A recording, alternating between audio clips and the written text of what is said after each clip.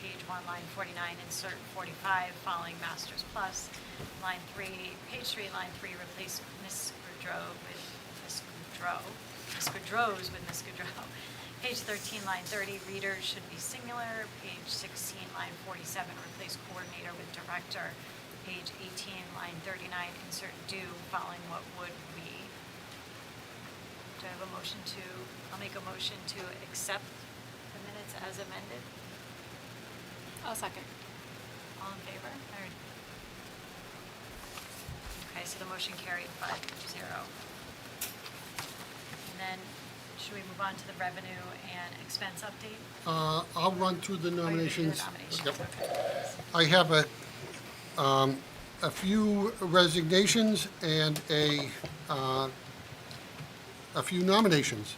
The first one comes from Henry Kopaczynski for Don, Kopczyzynski.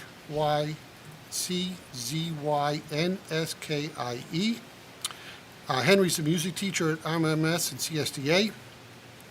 This is to confirm my decision to resign from the position of music teacher at RMMS and CSDA at the end of the current school year. This decision was not made very lightly, but in the end, the schedule in going between two buildings was very demanding. Please know that my time here has been very special to me, and I wish everyone at RMMS CSDA success in the future.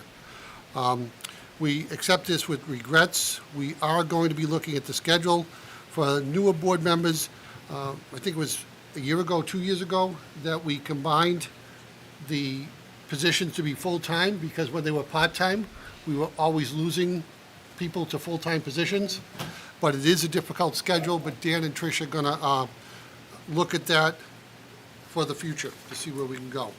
So I need a motion for Henry. I'll make a motion to accept the resignation of Henry Kopaczynski, music teacher at RMMS and CSDA with an effective date of June 18, 2024. Second. Any discussion? You get a second? Yeah, she. I'm sorry. Sorry. That's okay, no worries. Hard to hear. All right, Just want to say thank you. Yeah. I know that he's had an impact on the students here. I've heard wonderful things, and I'm sorry. We'll accept this with regret. take a vote, all in favor? Dan, could you shut that fan off? It's very difficult Yeah. to hear. The second one, I am writing this letter to inform you I have declined my professional contract for the 24-25 school year. Well, this was a very difficult decision for me, as I have been employed with SAU 41 for 18 years. In my 18-year tenure, I have worked with many amazing colleagues, supported families, and most importantly, some of the hardest working students. I will forever be thankful for the opportunities that I was given while working at CSDA. Who With is that- this? This is going to be from Jamie Matalewski. Okay. Okay. With that being said, my decision to leave was based on several factors. In an effort to try to provide you specific feedback, I would like to share some of my concerns so that you can hopefully be addressed and positive changes be made to benefit the Brookline school community. She'd like us to provide consistent discipline consequences to students, recognize professional input when dealing with challenging parents, provide appropriate resources curriculum to support special education, improve administrative communication with staff, and adhere to special education MTSS processes. In closing, I want to thank you for providing me so many opportunities to grow professionally. And again, that was from Jamie Matalewski, Learning Disability Specialist, What school was she at? CSDA. Motion and discussion. Yep. All right, I'm going to make a motion, and then we can discuss a motion to accept the resignation of Jamie Matalewski as a case manager, special education teacher at CSDA with an effective date of June 18, 2024. Is there any discussion? Need a second. Oh, second, sorry. I'll second. Discussion. I mean, my thought is we would want to look into the concerns she raised, and I assume that's just a given. Mhm.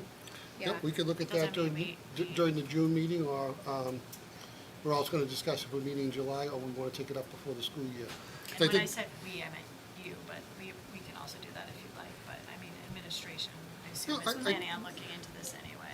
Right, but I think it's also helpful because, again, we already have started MTSSS, so she mentioned some things that are in progress. So I think from my standpoint, I thought one of the things we did very effectively this school year was setting out clear goals for the administration. And we made significant progress, as you'll see in June, with MTSS and that. And again, these can be used as what I'll call building blocks for next year's goals. Yeah, I agree with I'm just going to echo what Colleen said, that I think, that's a hard job, and so I appreciate the feedback that she's providing, and yeah, I definitely would like us to kind of keep an eye on that and kind of see what we can do to help address some of those concerns in the future. Sorry, this is a hard one for me. I think being on the board, there always comes up resignations and of people who retire or resign who have had a very strong impact in your child's life. And Jamie, Mrs. Matlowski, is one of those people. So,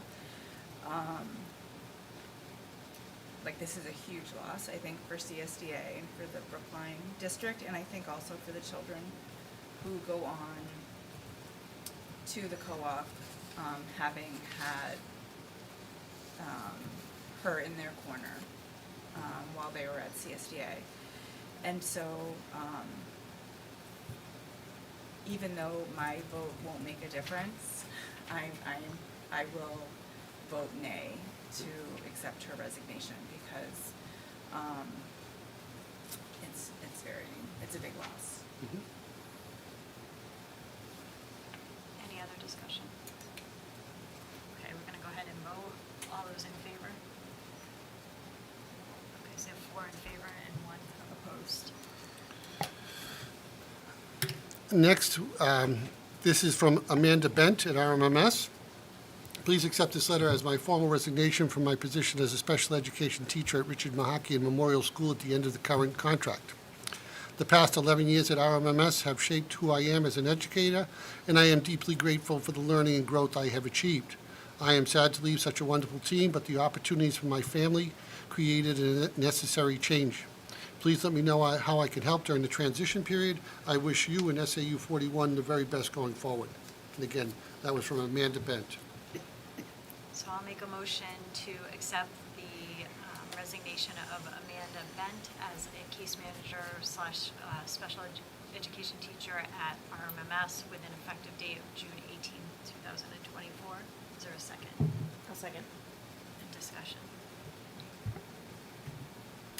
Thank you for 11 years is a good amount of time to give our students, so just thank you so much for all of that work and putting in that effort for our kids. All right. So we'll vote on that. All in favor? And the last resignation tonight, this is from Jessica Kutu. This letter confirms my decision to resign from my position as a 5th grade teacher at Captain Samuel Douglas Academy at the end of the 23-24 school year. This has been a difficult decision to make, but ultimately I believe is the best one for my future. During my time at CSDA, I have had the opportunity to work with amazing people. My team, along with all my other coworkers, have been nothing but supportive. I thank them for the abundance of encouragement, dedication, and guidance. As I embark on a new journey of becoming a wife and hopefully starting a family, I had to be realistic about ensuring my mental health. I sincerely appreciate the support that has been provided to me in my professional growth during my time at CSDA. I look forward to continuing these skills in other areas of my life. I extend my best wishes to the staff and the school. And that's again from Jessica Kuto. And we wish her a wonderful marriage.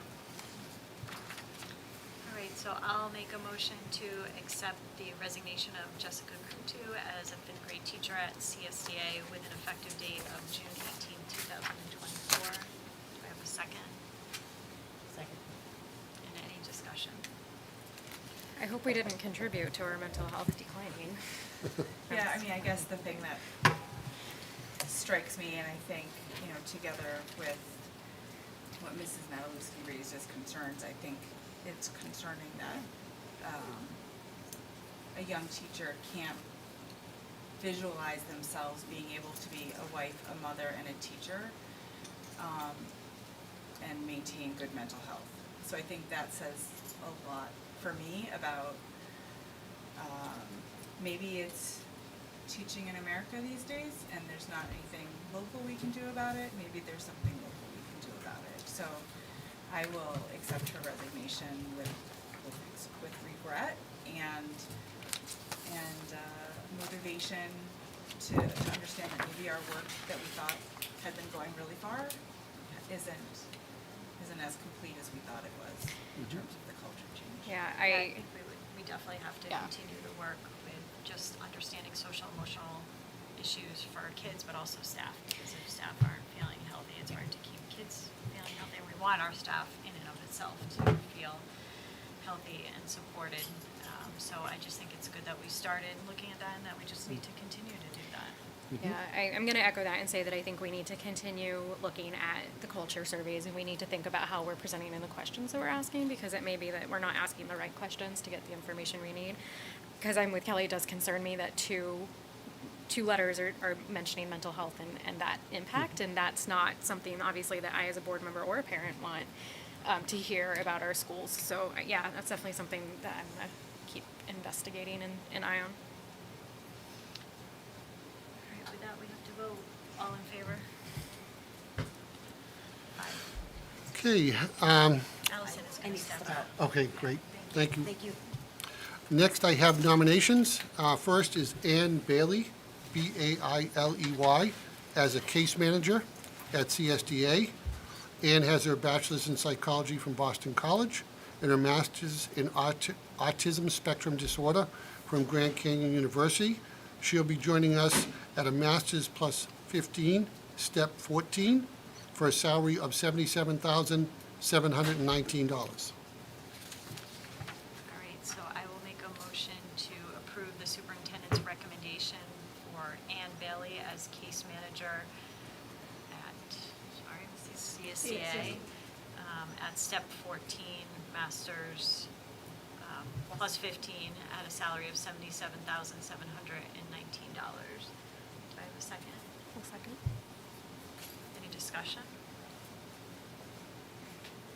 Just a question. Did they just graduate? Like, or like, how, I'm sorry, like, maybe I missed this and you said. She graduated from Boston College in '78. Oh, yeah, okay, no, good. All right, so we have some history. Okay. Yes. Awesome, great. I tried to Yeah. not pull it out. That is fair. I was Yep. just curious if this was like a new, like, first-time job, but it does not sound like this Great is a question. first-time job, so. Great question. Awesome. All right, all in favor? Okay, 4 and. And typically, just so you know, if they're on step 14 like she is, the step will tell you how many years' experience. So, yeah, I have no idea what that means. Okay. So, again, you guys are telling me this, and I'm like, step The 14. master's plus 15 is Okay. where what column she goes on in the Okay. salary scale. And the step represents your number of years of service. Oh, there's a But chart, she, okay. 14 is where it ends. Right. So she could have 20 years' experience. Right. Okay. Step 14 is the highest. Yes, so if someone just wants to tell me where I can find that, I'll take a look at it. So It's online. it's online, great, I'll look I it can up. send you a link, yeah. That would be awesome, thank you. Next is Megan O'Hara. This is a fifth grade teacher at CSDA. She has her bachelor's in textile design from Philadelphia University and her master's in elementary education from Curry College. She'll be at master's plus 15, step 13, for a salary of $75,456. And what was her name again? Meg? Megan O'Hara. Megan O'Hara. O''Hara for Dawn. So I'll make a motion to accept the superintendent's recommendation to hire Megan O'Hara as a fifth grade teacher at CSDA at a salary of $75,456, which is a master's plus 15, step 13. Do I have a second? A second. Any discussion or questions? All right, all in favor? Next, we're, I guess, welcoming back Corinne Noel as a case manager at CSDA. Corinne has her bachelor's in special and elementary education from Western Governors University and her master's in curriculum instruction from Western Governors University. She'll be at master's step 5 for a salary of $57,551, and again, she is returning to us. When was she here last? She was at RMS. was full. Oh, okay. Yep. Maternity. Yeah, she was out, Oh, got it. yeah. Oh. She's been subbing. Okay. Okay. I'll make a motion to accept the superintendent's recommendation to hire Karen Noel as a case manager at CSDA with a salary of $57,551, a master plus 5 step, sorry, Andy, I didn't get that one. Master step 5. Step 5. So master step 5. I found a copy. Second. I'll second. Second. All in favor? Sorry, I didn't ask for discussion. That's- I don't think- That is it for nominations, resignations, and correspondence. And as the board approved during agenda adjustments, if we could move to Donna to do her presentation, and then she will be exiting. You want to sign all three of these? Okay, so in your packet, you have the rev expense report from May 14th. We've had some changes from the last report in March. We've accounted for approximately 75,000 more expenses since March. This is made up from needing 30,000 more for special ed contracted services, 25,000 more for the BCBA replacement, and 11,000 for contracted services to cover a staff member on leave. The school board line on the expense side shows a deficit of 44,000, and this is due to unexpected legal issues such as right to knows and student-parent situations that arose and required legal services. Our revenue is approximately 12,000 more than budgeted, which comes basically from the preschool tuition. With the expense funds and extra revenue, we show an unreserved fund balance at this time of $156,150. The vote is approved to fund the maintenance trust fund with $156,000, leaving a very small balance at this time of $150. However, since this report was created, we had some unexpected expenses come in special ed where we'll need more than $10,000 for contracted para services. So at the next meeting, we will present another report where we'll be closer to the end of the year, and we will provide recommendations as to how to address the current status at the time. So you're looking at, we need to find $10,000 is what I'm hearing. Well, yes and no. Right now, we Yes, have I know. $2,865,159 encumbered, Okay. okay? Yeah. Now, some of those expenses may occur, they may not occur, or just like Donna just said, some of Okay. them may go slightly over. Okay. What we'll do in June is, if it was a special ed cost, we would recommend to the board to use the special ed trust fund. Okay. If it is a regular ed cost, we might look at the unreserved fund balance. Last year, we were in actually a little worse position than we are tonight, and we were able to encumber money through the unreserved fund balance, only to finish the year with a $20,000 in the black. Oh, okay. So there are a lot of things that come into play, and until we go through the final audit, we won't know exactly where we are, but we're pretty darn close. Okay. Yep. Okay. Thank you. Thank you. You're welcome. Thank you, Donna, have a great night. Thank you. Thank you. Should we go back to agenda adjustments, or is there some policy that we? Oh, no, that's just the policy. That's there just for.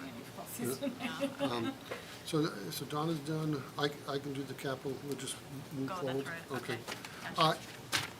I have a handout, and it's more, again, trying to be, what I'll say, proactive, because the Brookline Board, being a non-budget town, does their entire budget. Here you go. 1, 2, 3, 4. No, 1, 2, 3, 4. So I wanted to pass out what is our starting point, so everybody had a clear understanding for the new members, and even some veteran members on the budget process.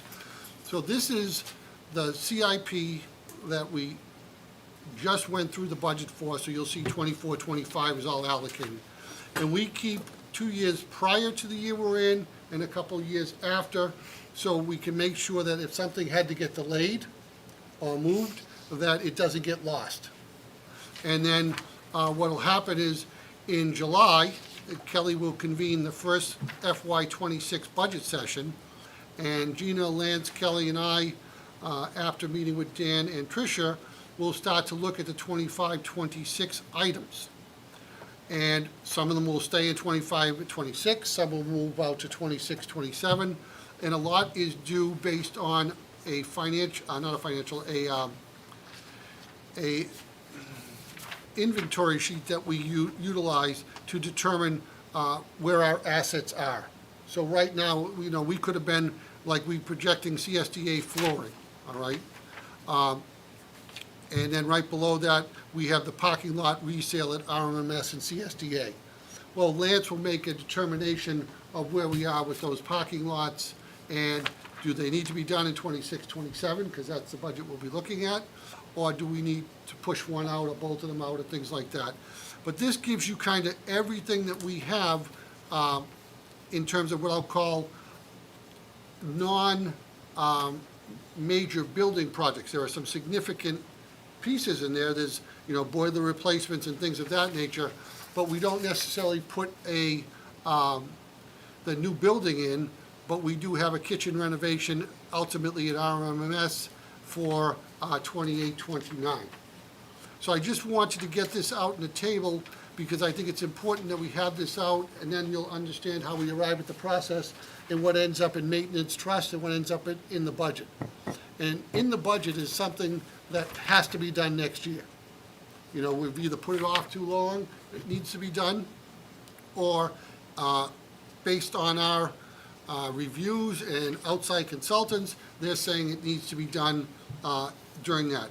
The maintenance trust are items we would like to get done, but maintenance trust is funded out of the unreserved fund balance, so we don't want to put something that is an absolute necessity in that because we can't guarantee that the funding would be there.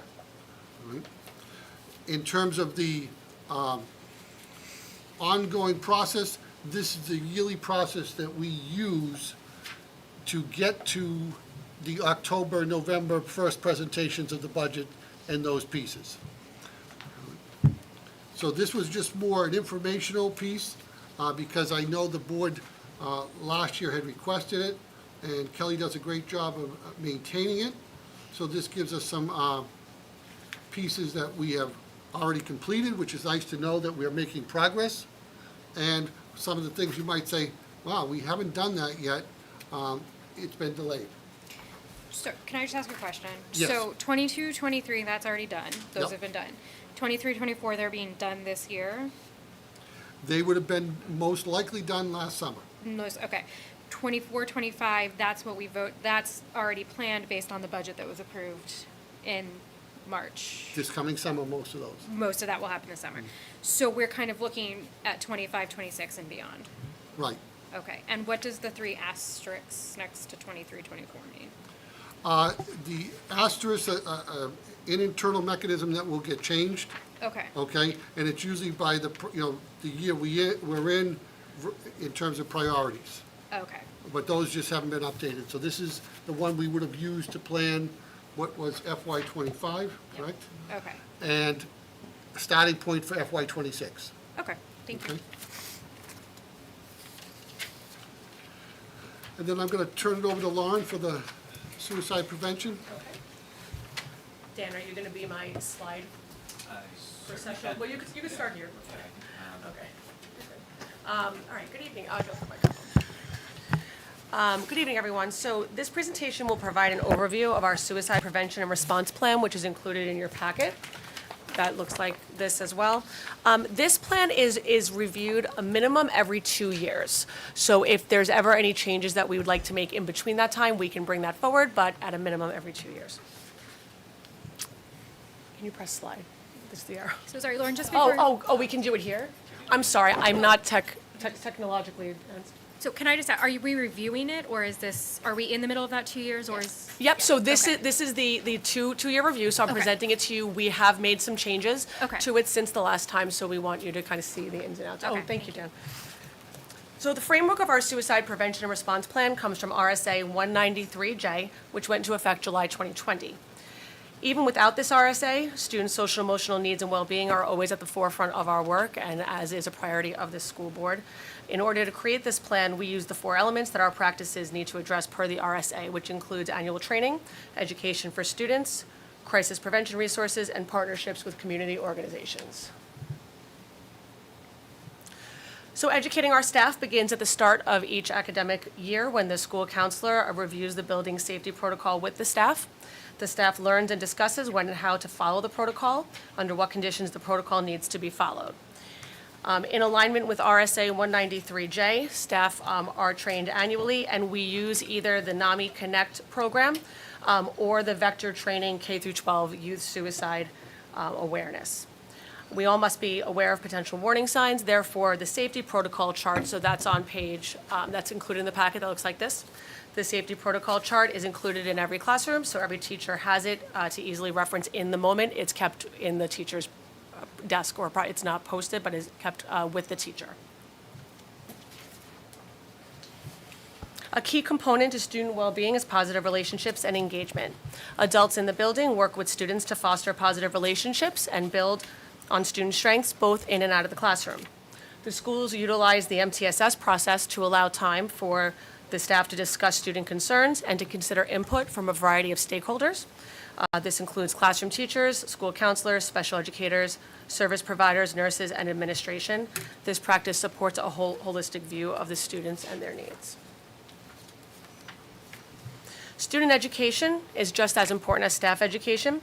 School counselors work with students through curriculum that includes, can you go back one?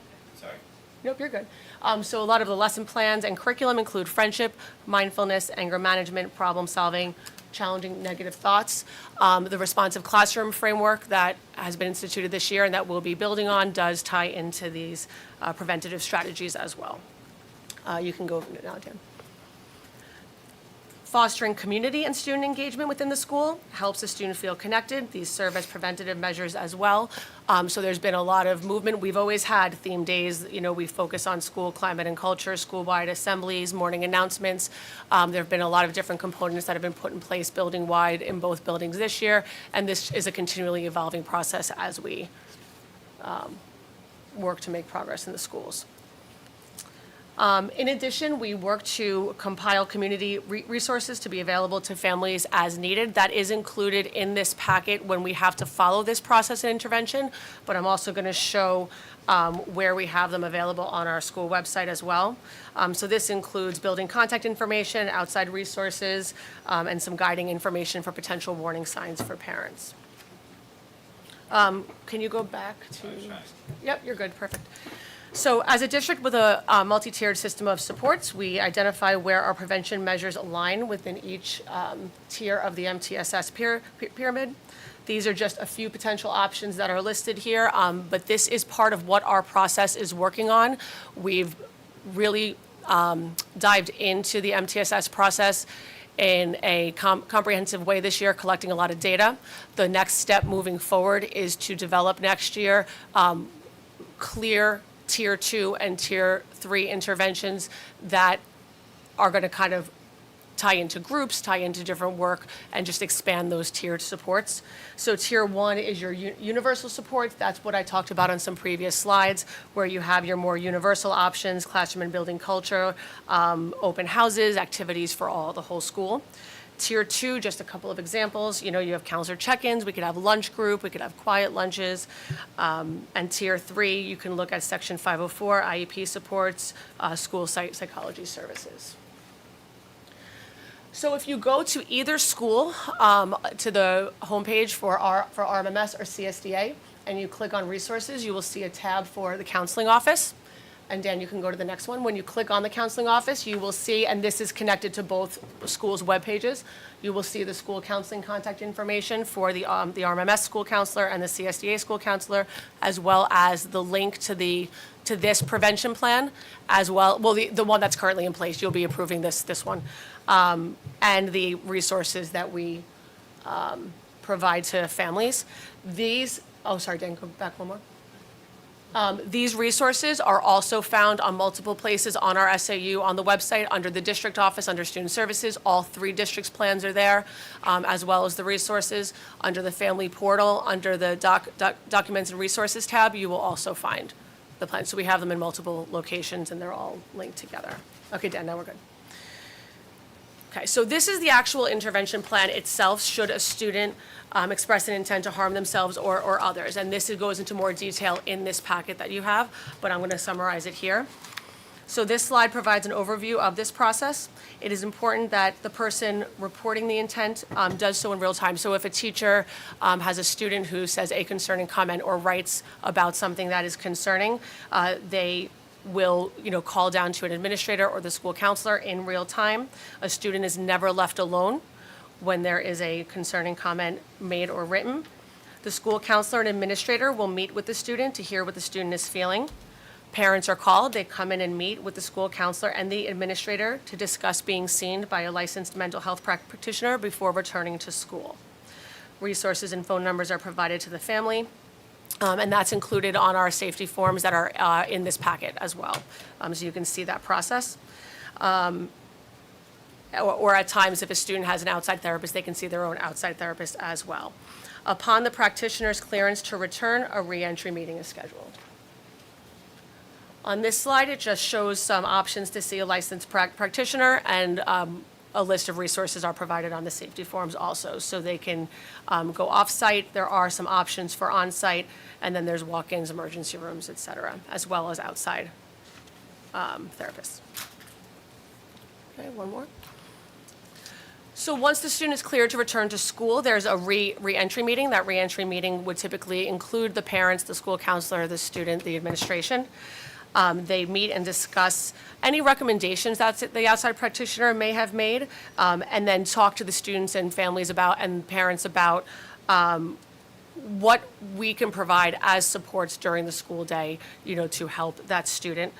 This can include regular check-ins with the school counselor. This could include getting consent for release of information signed to speak with outside practitioners so we can bridge that home to school support of the student. Depending on the severity of need, a referral may be made to Section 504 or special education. Or if a student already has a plan in place, often a team meeting could be called to discuss any potential necessary changes to the student's plan. This process is an extremely important one to support our students and our families. As we move forward, we continually evolve and reflect on this process to strengthen our prevention opportunities and our tiered supports and education for our students. And I'm happy to take any questions. I have some questions. Okay. So in terms of where we see the social worker that was just approved, where do we see them wrapping into this policy? Yep, absolutely. So they would be a resource, again, to bridge that community and school piece, because they help with those community resources. They would be a vital member of the MTSS process, where we could have, again, input, depending on when they work, we can, schedule our MTS meetings around those times. They'd be seeing students individually or supporting families. So there's a few different ways. We would have to build that. Yeah. Are the school counselors licensed? What licensure do they hold? They have school counseling certifications. Okay. They're not clinical. So would the social worker, if they're licensed as an LCSW, would they be the ones that you guys would be calling routinely, or would you use the school counselors as kind of the primary? It could be either. So we have social workers in other buildings in the district, and we have them, the social worker could go through this process as well and follow this process with administration. In terms of the trainings, how often are so is the vector, because I think the vector training I took, and it's not really up to date, so how often are we assessing how those trainings are up to date? So we do look at them annually. So as far as the vector one being out of date, we can definitely look into that more I would, closely. because I'm an LMHC, and it was not up to date based on when I saw it. So that is something that I would want to make sure that we're being aware of, is that SI and how it's approached and what it's being used to diagnose is constantly changing. Adolescents and children is my specialty, so we get those guidances. So I'd want to make sure that we are factoring that in. I understand that this gets a minimum of every 2 years, but it's something that we want to be aware of, as well as when the DSMs are being released. So I just would love to see what our plan is for assessing for the annual training. those. So so we're taking a look at just so that what we're annual making trainings are offered. that we're making sure that we're up to date on what the recommendations are. How is, so when you say a student is assessed, how is like suicidal ideation assessed? What assessment is being used by the counselors here? So we are not assessing. Okay. So we're talking about the student statement. The Okay. school counselor just has talking points where they speak with the student and they kind of just got to get a sense of how they're feeling and what their thought Okay. process is. But that's why we refer them out. Okay, to be so I just want to clinically make sure that assessed. our language is accurate then, because I believe one of the slides said we're assessing. So if we're not assessing, I think we need to be clear about that. Yes, and conduct a safety assessment. So what does that assessment look like? Okay. So the safety assessment, I can change the language in this presentation. It does not say assessment in the packet, but yes, so it's not assessment, it's a conversation. So I would be clear about that. Yep, absolutely, I can change that. Because Thank you. I think otherwise we're running the risk of like, Yep. well, what assessment are you giving? Absolutely. Who's qualified to give that assessment? Why are we not? That kind of thing. Absolutely. Parental involvement is great, so calling the parent. Do you need to call the parent before you have those conversations? I mean, obviously, the safety of the student is paramount, but in terms of also protecting minor, since that's a big pull and tug right here, are you calling the parent before you have that safety conversation, or are you calling it after the safety conversation? So when we speak with the student, so a comment is made and the student is brought down. So the counselor has to get a little bit more information from the student Okay. to call the Then you're parent calling and the share that information, but they're called pretty soon. Yeah, after the no, conversation, I yes. just wanted to make sure. So Yes. I'm just like, so when it says upon the student being found safe, what does that mean? So when the practitioner or whoever the student goes to see to be cleared to return to school, so that practitioner will sign off saying that they spoke to the student, they do their assessment, they spoke to the student, they deem them safe to return to school. So would Then- it be better for us to put in the plan upon a student being assessed by a licensed professional and receiving clearance? Because being found safe is very vague, and that's probably not. Yes, something- so the PowerPoint is my presentation Right. summarizing the process. That language is outlined in the packet. Okay, That I'll double goes check into the more packet, detail. but Yes, I just, please. yeah, I Yeah, want to make please. sure that we're being clear about Yep, this. absolutely. So in terms of support, are the elementary schools, are they offered adjustment counseling, or are the school counselors here considered school adjustment counselors, or are they just? They are not. Okay, so is school adjustment counseling something that would be offered if we found that there was a serious, consistent problem? So Because we that's, have- as a professional, that's something I would recommend. Sure. is So, I mean, school so we have not encountered that yet, Okay. at this point. So, in the future, as needs arise, I mean, I think we always, think broadly and to, whatever is best to support our students, but we have not come across that. Okay. Couldn't the social worker do that, though, that we've hired? They could. They would have. Yeah, to they could. license that. Sometimes could. it's a different, I don't know how it is in New Hampshire, but I Yes. know in Massachusetts it's a separate licensure, so I don't know if that's something they would have to have here. I'll have to look. The last one I have is, in terms of like counselors working with students, how is that delivered? Is it delivered in like the counselor going to classrooms and doing like group lessons, like in terms of tier 1 support? Of, Oh, like, for the curriculum? Educating, yes. Yes, How is they, that kind of they, delivered? they push into the classrooms. Okay. Trish and Dan could speak to the frequency and how that Oh, no, I just was, rotates. that's Okay. fine. I just wanted to know kind of like, are the classes going to the counselors? Their The whole, counselor oh, going to no, the classes? counselor Like, how are goes we in and doing- teaches a lesson, yes. Okay, Yes. okay. All right, thank you.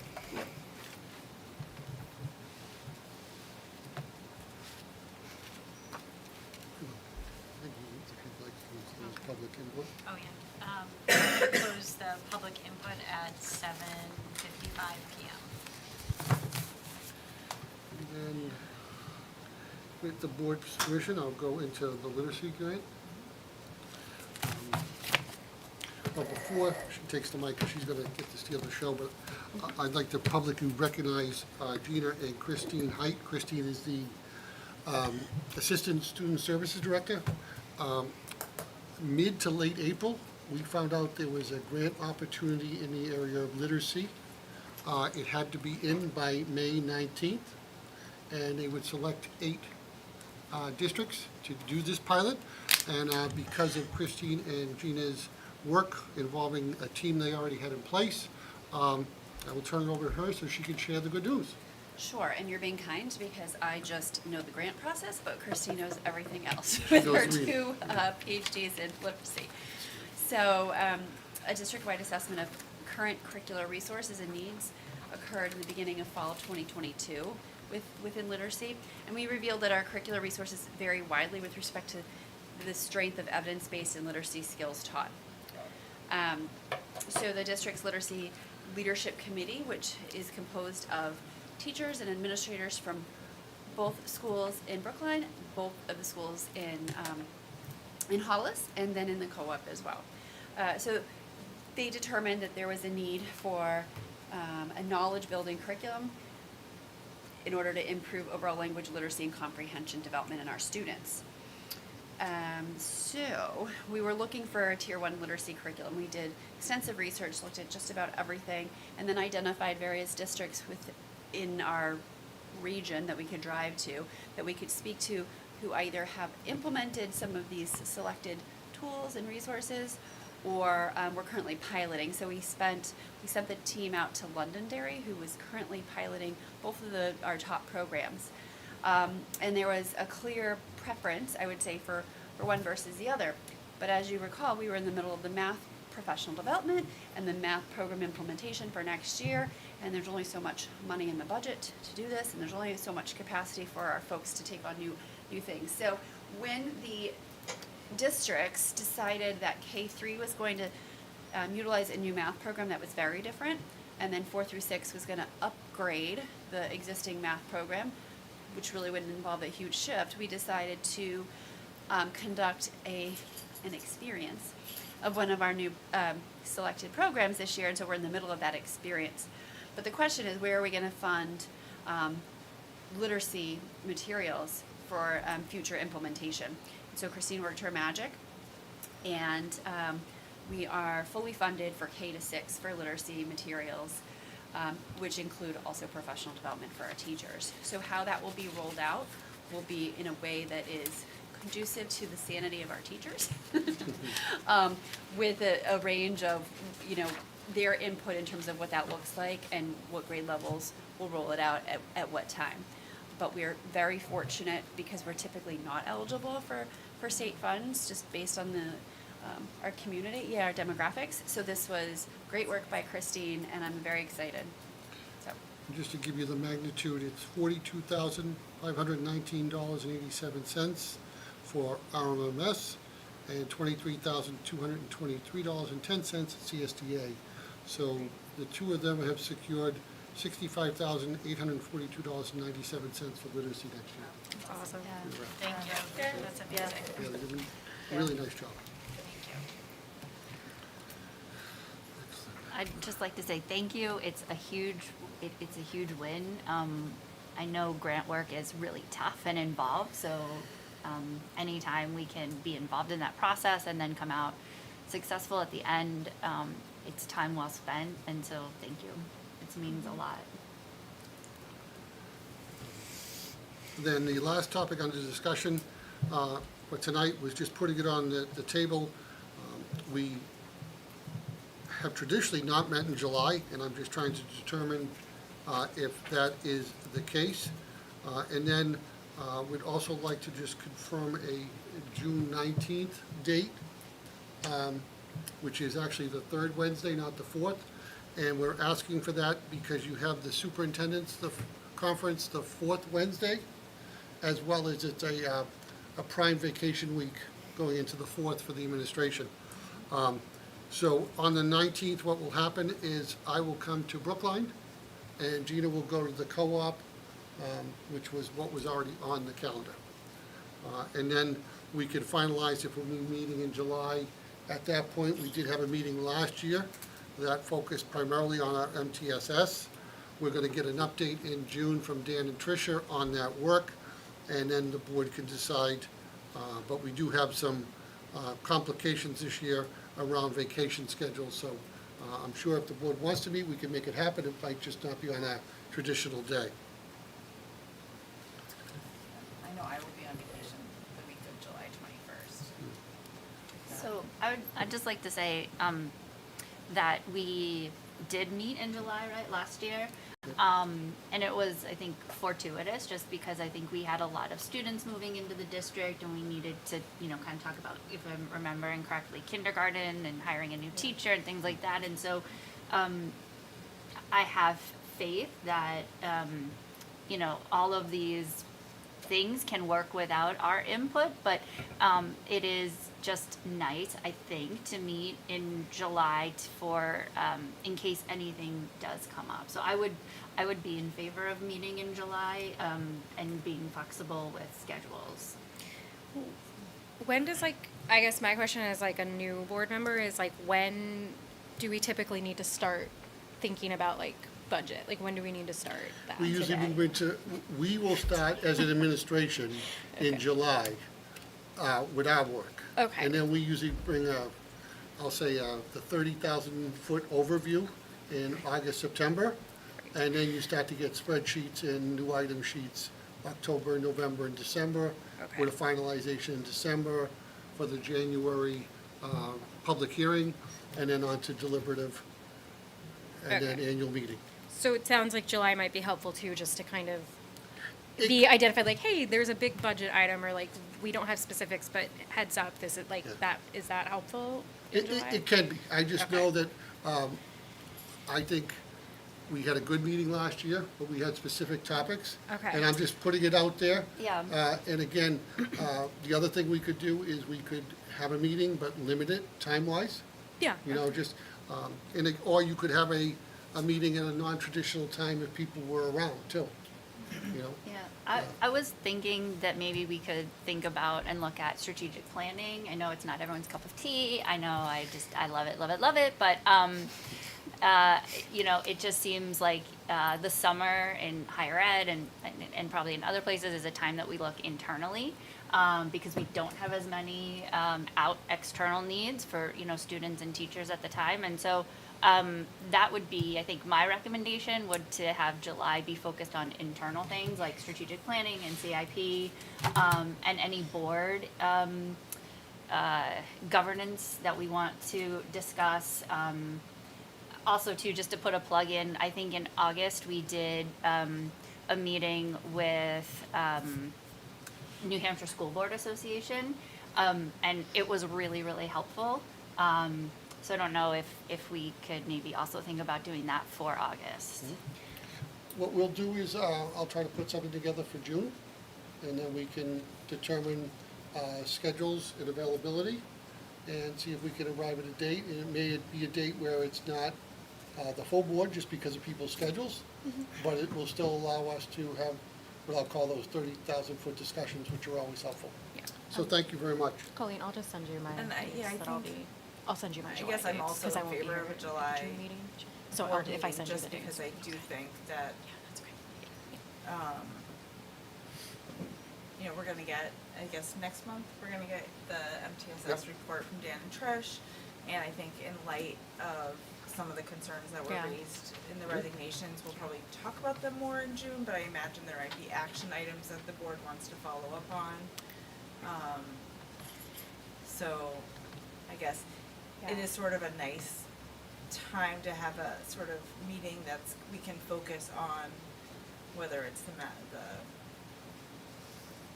strategic plan, sorry, like. You can master do plan. it. You can say Like, it. It's it's not okay. a It's not a bad word. I'm allergic We to love it. strategic plan. But whether it's a strategic plan or focusing maybe, on some staff concerns or, how we wanna start thinking about, budget line items for allied health professionals or things like that. I think it's sort of a nice time when we're not Yeah. caught up in the Yeah, regular cadence of meetings where things get kind of put aside. So I'm in favor of meeting in July, and I think we can talk about it the next meeting. Yeah, and I agree, so doing some more of that, because I think we just heard, right, that we're looking more at tier 2 and tier 3 for social emotional learning, so that might be a good time for us to just Yep. put that on the We will radar. bring some proposed topics and then dates and see if we can find something that'll work for everybody. Thank you. Perfect. And then we're into deliberations. All right, so the first item is that I'm gonna make Did we get are we not doing the principal's report? Oh, I'm sorry, I just, I'm like, they've just been sitting here this whole time. Wondering. He's like, I nobody was said anything. I do No, I didn't know if we had- here.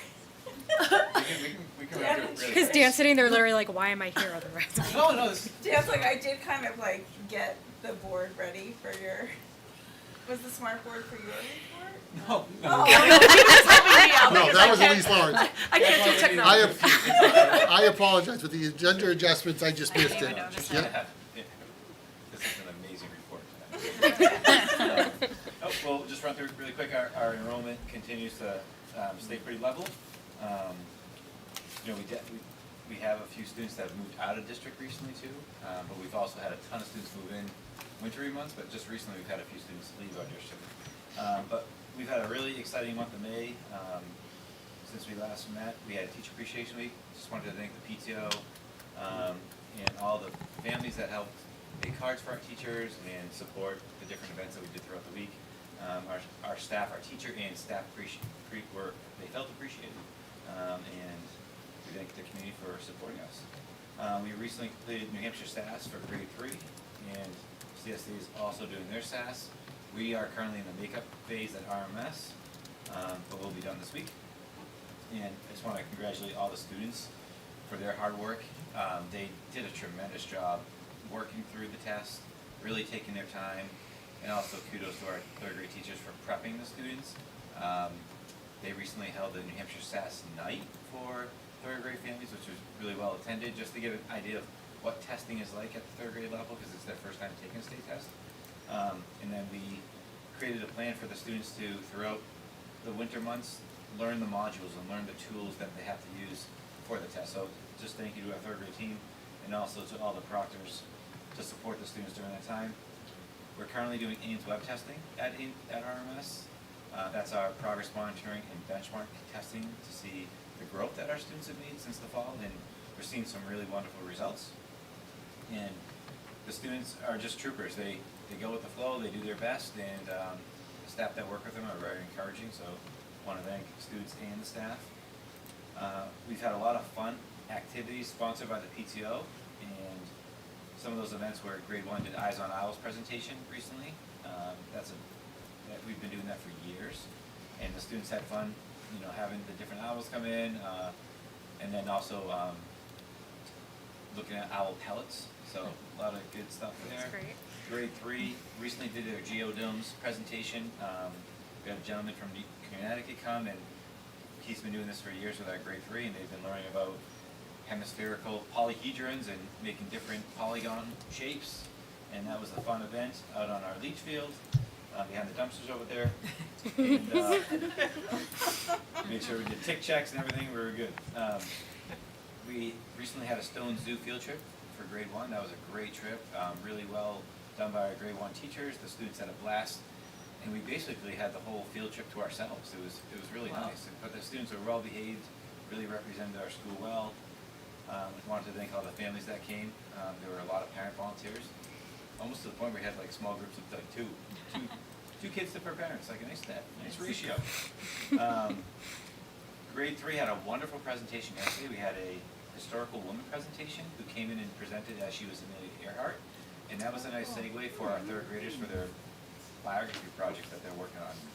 Really, and then they have a wax museum coming up in June, so it was a good kind of introduction for them of what they can aspire to. And then for RMS, we have a trail visit. Mrs. Boulay last year invited us over, and the students walked the CSD trails to kind of see where they're going to for next year, and then learn the outdoors of CSD, and then they got a chance to walk through the hallways, just as a quick little introduction of that transition, and it's really well done. Grade 3 has their spring concert. The dress rehearsal is not going to be on the 10th, it's actually the 11th, so we're doing a dress rehearsal in the afternoon, and then the spring concert in the evening.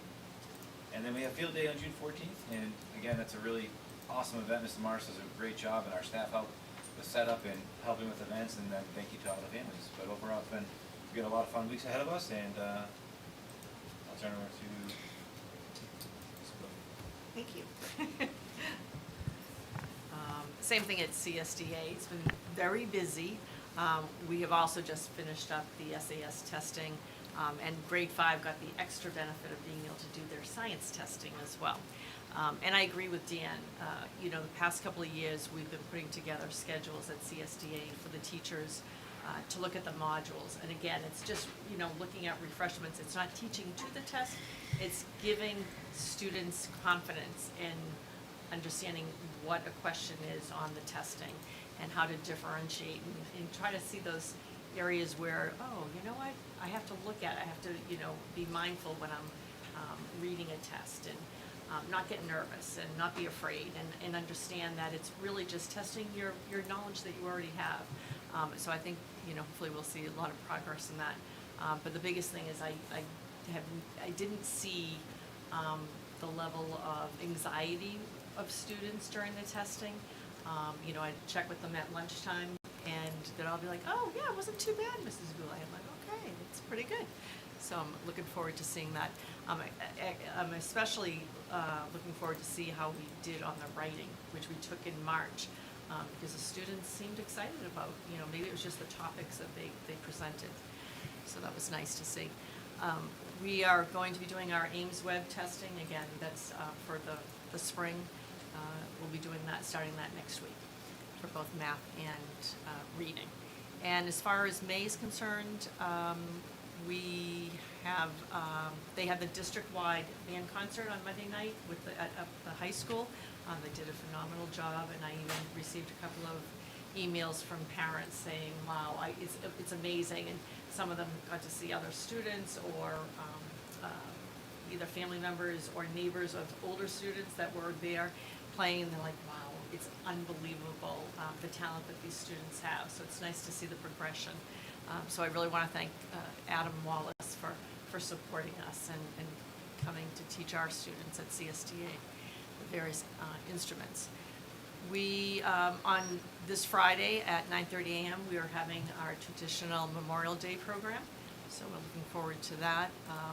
The students really pretty much run the show, and the chorus also participates, and then all of the students are singing a lot of the songs. So it's really a wonderful day to memorialize those who have risked their lives for our freedoms. So I think it's a nice learning experience for the children as well. We also have a special event occurring for grade 6 on May 30th. The Hollis Brookline High School Theater is coming over to do a little taste of their theater, to give them an idea of what they can look forward to even at the middle school and high school level. And then we have our spring concert on May 30th at 6 p.m. So I'd love anyone to, if you're available, come join us for that. It'll be really nice to see the band as well as the chorus play. And then in June, grade 6 is again continuing part of our SEL program that we started last year.